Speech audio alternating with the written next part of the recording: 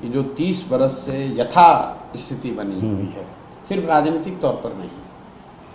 1990 में भी देश का सबसे गरीब, पिछड़ा, अनपढ़ राज्य बिहार था जब लालू जी मुख्यमंत्री बने। 2004-5 में जब नीतीश जी मुख्यमंत्री बने तो भी देश का सबसे गरीब और पिछड़ा राज्य बिहार था। बिल्कुल। और आज हम लोग 2024 में बैठे हैं तो भी देश का सबसे गरीब और पिछड़ा राज्य बिहार ही है।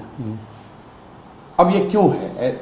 ये इसलिए नहीं है कि लालू जी हैं कि नीतीश हैं, जो हैं वो तो हैं।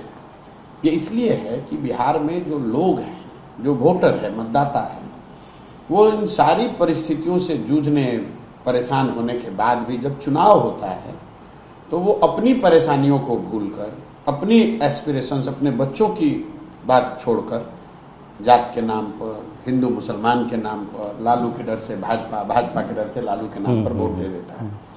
तो जन सुराज में प्रयास है कि पहले जाकर लोगों को ये बताया जाए कि भाई तुम चाहे जीवन भर जिसको भी वोट देते रहोगे, वो सुधार तब तक नहीं होगा जब तक तुम अपने बच्चों के पढ़ाई और रोजगार के लिए वोट नहीं दो। और मैं जाकर गांव-गांव ये बता रहा हूं कि ऐसा नहीं है कि जिस चीज के लिए आपने वोट दिया वो आपको नहीं मिला। मैं गांव-गांव अपने भाषणों में बताता हूं कि अगर आपने लालू जी को आवाज के लिए वोट दिया, क्योंकि उनका दावा है कि हमने गरीबों को आवाज दी, तो गरीबों को, पिछड़ों को आवाज मिली। लेकिन जिस लालू जी ने गरीबों को, पिछड़ों को आवाज दिया, उन्हीं लालू यादव ने कभी उन समाज के बच्चों के पढ़ाई और रोजगार की चिंता नहीं की, कभी उसको जमीन कैसे मिले इसकी चिंता नहीं की। आपने मोदी जी को वोट दिया, 5 किलो अनाज के लालच में दे दिया, मंदिर बनाने के लिए दे दिया, गुजरात में विकास की कहानी को सुनकर दिया। तो बिहार में चाहे व्यवस्था कितनी भी खराब हो, 4 किलो अनाज लोगों को मिल रहा है, मंदिर अयोध्या में बन गया, गुजरात में विकास हो रहा है और बिहार के बच्चे पंजाब से ज्यादा आज गुजरात में जाकर मजदूरी, रोजगार कर रहे हैं।